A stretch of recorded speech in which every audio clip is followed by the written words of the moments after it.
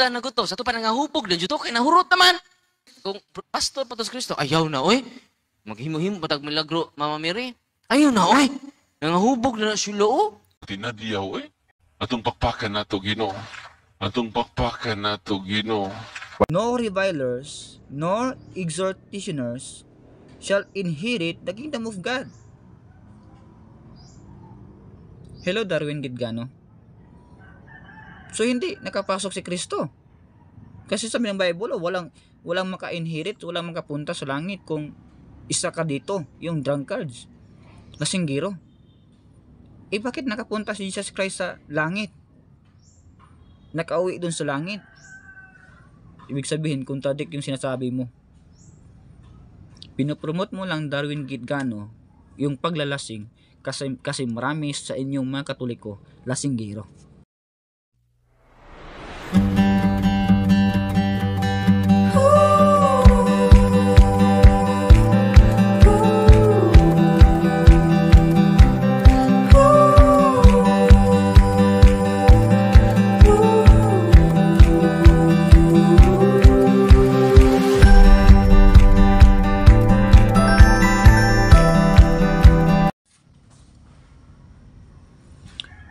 Okay, magandang umaga mga kapatid, mga kaibigan, mga followers. So, nandito naman tayo ngayon upang gagawa ng video. So, kahapon, gumawa tayo ng video patungkol kay Darwin Gitgano. So, medyo mahina ang ating signal.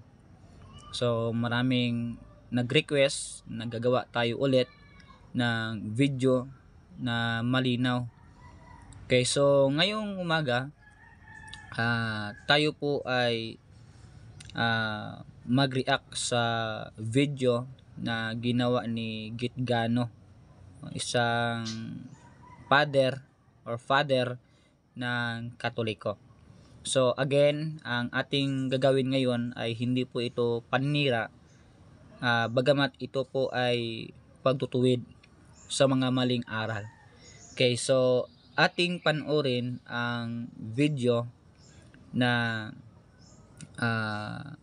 ginawa ni Father Gitgano. So ating panoorin. Kay mga pito man jud to katadyaw. Grabe tos Kristo mo pa inom eh. Grabe tos Kristo mo pa inom eh. Nya Katoliko man si Kristo. Orang Katoliko panahos kasal daghan kay inom. Ayan, so sabi ni Darwin Gitgano, tahimik raw yung kasal pag walang inom. So kalain mo isang pari na pinopromote sa mga membro nila na okay lang mag-inom, okay lang maglasing. Kasi si Kristo naman raw ay gumawa ng 5 tadyaw. No? So si Kristo pala ang dahilan kaya sila naging lasinggero. So ating babasahin itong Bible. Kung totoo nga ba yung paratang ng isang pari ng Katoliko patungkol sa buhay ni Kristo o sa ginawa ni Kristo. Sa John chapter 2 verse 1, ito ang nakalagay. And the third day, there was a marriage in Cana of Galilee, and the mother of Jesus was there. And both Jesus was called and his disciples to the marriage. Verse 3, and when they wanted wine, the mother of Jesus said unto him, they have no wine. Verse 4, Jesus said unto her, Woman, what have I to do with thee? Mine hour is not yet come.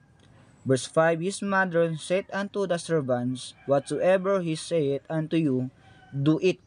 Verse 6, and there were set there 6 water pots of stone, after the manner of the purifying of the Jews, containing 2 or 3 firkins apiece.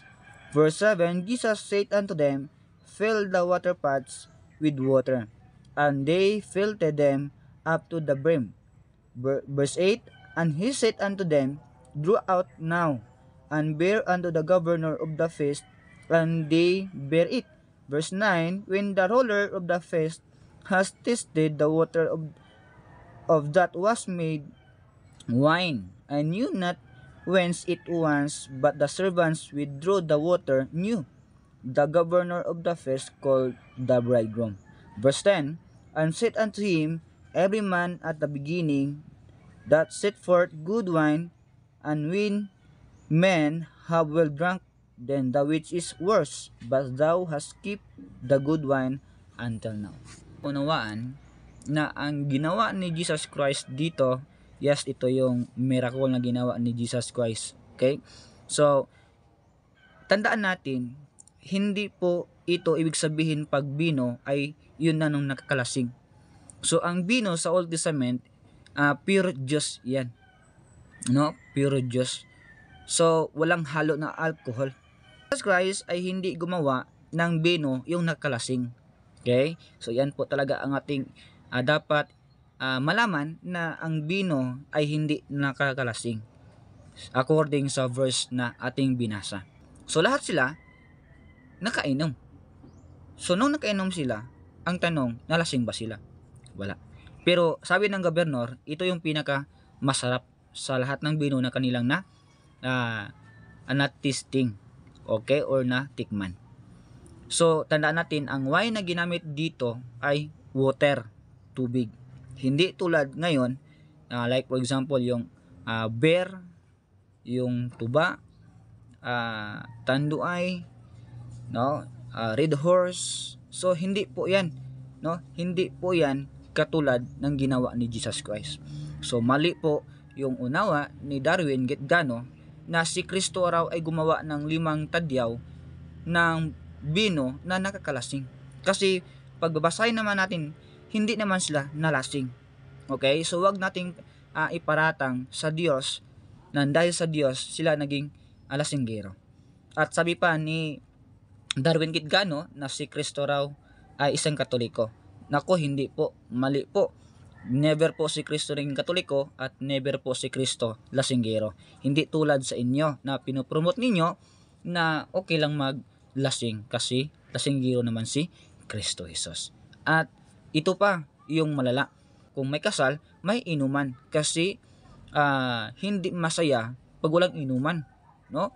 So, tahimik.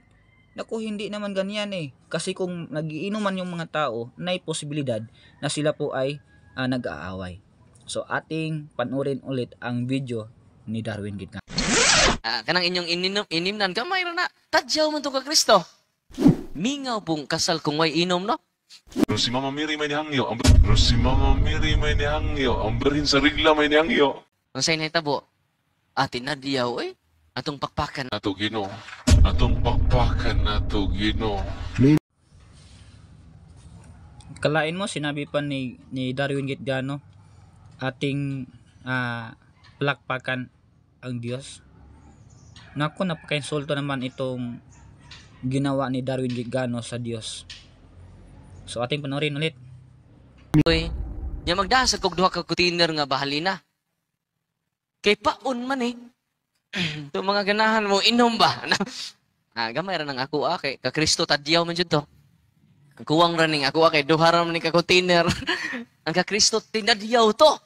Una nga kining akong duha ka container to ba? Kuwang ra ni ka Kristo kay mga 7 man jud to ka tadyaw. Kristo. Kanang inyong inimnan gamay ra na. Tadyaw man to ka Kristo. Manang mingaw pong kasal kung way inom, no? Mingaw pong kasal kung way inom, no? Mingaw, no? Muna si Kristo na Nalasing daw dahil nakainom. Darwin Getgano, basahin mo yung John chapter 2 hanggang 25 kung yung nakatikim ng vino na galing sa tubig, kung sila ba ay nalasing. Nako, wag mong dagdagan Getgano, Darwin. Now ang tanong, masama nga ba ang paglalasing? Kasi pinopromote ng isang Katoliko, isang pari, na okay lang maglasing. Kasi sabi niya, tuba raw.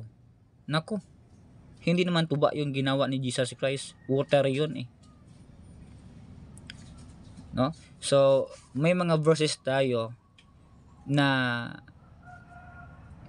papatunayan na mali talaga itong taong to na si Darwin Kitgano ay nagtuturo na wala sa Biblia. Hulog. Ibig sabihin, sa kanya yung unawa. Hindi po aral ng Diyos yan. Okay. Meron ba tayong mababasa? Diyan, Proverbs chapter 20 verse 1. Ito yung nakalagay. Wine is a mocker, strong drink is raging, and whatsoever is deceived thereby is not wise. Ayan, malinaw yan, Darwin Kitgano. Wine is a mocker, strong drink is raging, and whatsoever is deceived thereby is not wise. Kung ikaw ay isang lasinggero, Darwin Kitgano, kahit anong degree yung natapos mo, hindi ka wise. Kaya nga marami sa inyong mga profesional pero hindi wise. Bakit? Na-deceive kayo eh. No?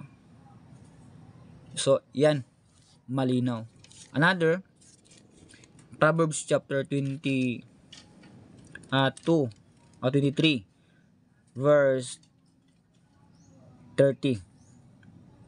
They that tarry long at the wine, they that go to seek mixed wine, look not thou upon the wine when it is red, when it giveth discolor in the cup, when it moveth itself aright. 32. At the last it biteth like a serpent, and stingeth like an adder. 33. Thine eyes shall behold strange woman, and thine ear shall utter perverse things. No? So, yan, malinaw po yan, mga kapatid, mga kaibigan, na sinabi ng Bible sa Book of Proverbs na hindi ka nga, look not thou upon the wine. No? So, ibig sabihin, wag mo nang tangkain na tikman yung wine na mapula. Kasi, when it give it his color in the cup, no? Pag mapula talaga, napaka-attraction. Parang nasa isipan mo, masarap yan. When it move it, itself, alright. At the last, it bite it like a serpent. Kung ikaw na ay nakatikim, kunti-kunti lang, masatisfied ka na ba? Baka hindi. At malasing ka na. Kung malasing ka na, ano nang gagawin pag isang lasing na tao? No? Pwede na magubad. Pwede na gagawa ng mga kalukuhan. No? Kaya nga sabi ng Bible sa verse 33, thine eyes shall behold strange woman. Nakikita mo ba yung mga lasing na tao? Pag nakita ng isang babae, ano-ano na yung pumapasok sa kanyang isipan? No? So, nandun na ang lust of the eye. Kasi, iba na yung kanyang attitude eh. Iba na kanyang pag-iisip eh. Pag taong lasing na. Do you think yan ay ikalulugod sa harap ng Diyos? Masaya kaya ang Diyos sa taong ganyan? Hindi. Kaya nga, huwag kayong maniwala kay Darwin Kitgano kasi kontradig ang kanyang tinuturo according sa Bible. Another. Actually, marami talagang verse sa Bible eh. No? Nandun pa sa Isaiah. Pastor, sabi ng Bible ni Paul, ang wine gamot naman. Noon gamot 'yan kasi wala pang mga medisina. Wala pang ibang gamot. Pero iba yung wine noon at ngayon. Kasi walang halong alcohol noon. Ngayon, nako, may halong alcohol na. At hindi 'yan nakakatulong sa katawan mo. Kaya nga pag ang tao uminom na lasing, nagkasala na siya, at ikalawa, sinusukan niya. namumula yung mata na parang nakabagis, no?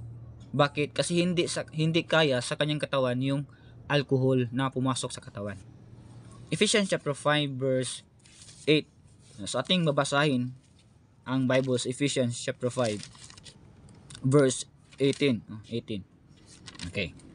Sabi ng 18, and be not drunk with wine, wherein exists, but be filled with the Spirit.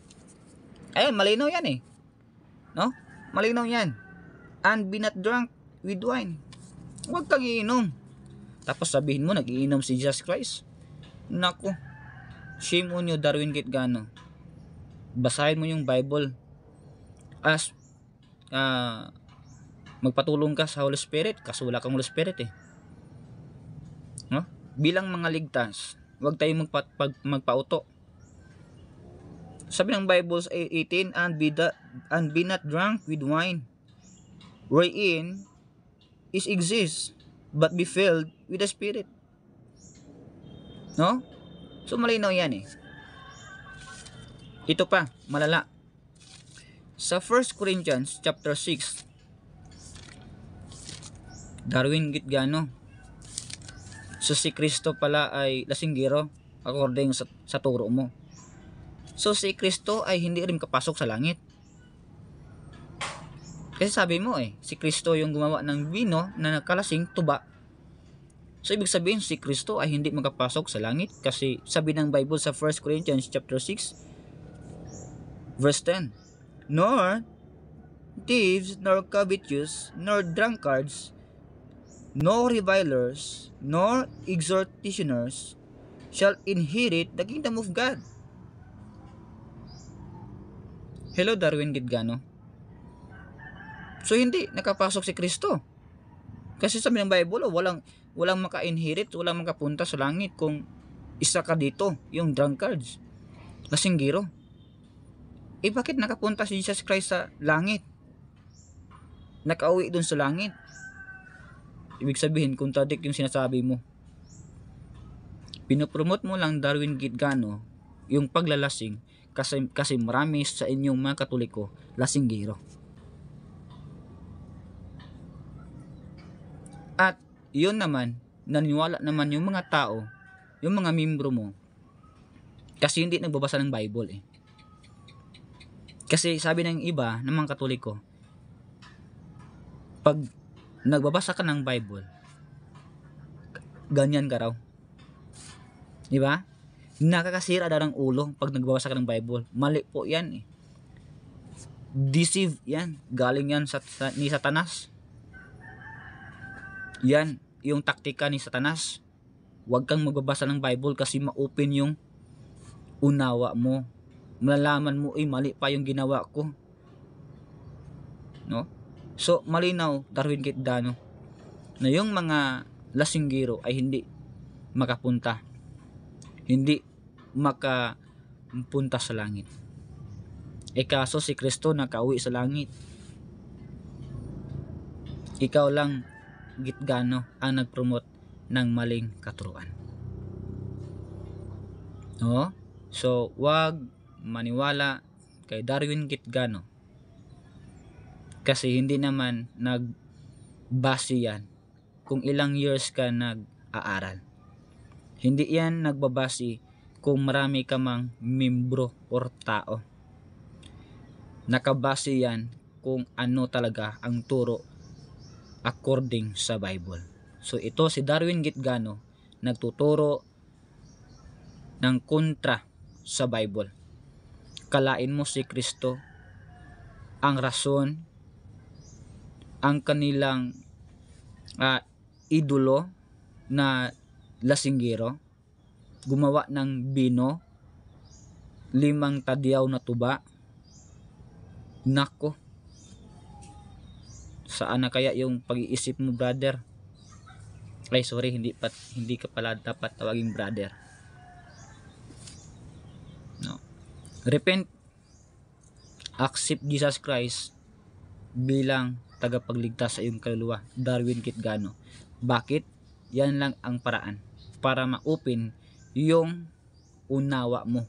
Kasi pag hindi mo matanggap si Jesus Christ bilang tagapagligtas sa iyong kaluluwa, Darwin Kitgano, in 2 Corinthians chapter 4, blinded ka spiritually. Buta. Ibig sabihin, nagbabasa ka ng Bible tulad ng sinasabi mo, pero hindi mo naunawaan. Kasi wala kang Holy Spirit na magbigay ng unawa. Walang access ka eh. No? So nakakawa yung kaluluwa mo pag sakaling appointed na ang kamatayan. So, ngayon, kung maribat mo itong video na ito, bakit si Kristo nakapunta sa langit kung siya naman ang rason na gumawa ng bino? Kontrahan bang Bible? At saan sa Bible sa John chapter 4, John chapter 2 na yung mga tao doon ay nalasing? Baka unawa mo lang yun. Kasi nakita mo naman sa mga membro mo na nangalasing na. So don't forget to follow my Facebook page. Ang goal natin sa page na ito, magturo salvation by grace alone, through faith. One saved is fully saved. At yung pagtama sa mga maling aral. So yan lang po ang aking ma-share, mga kaibigan. So ating panoorin yung last video ni Darwin Kitgano. Naguto sa to pa nangahubog na juto kay nahurot naman. Kung pastor pa to sa Kristo, ayaw na oy. Maghimo-himo patag milagro Mama Mary. Ayaw na oy. Nangahubog na sila oh. Tinadyaw eh. Atong pakpakan nato Ginoo. Atong pakpakan nato Ginoo.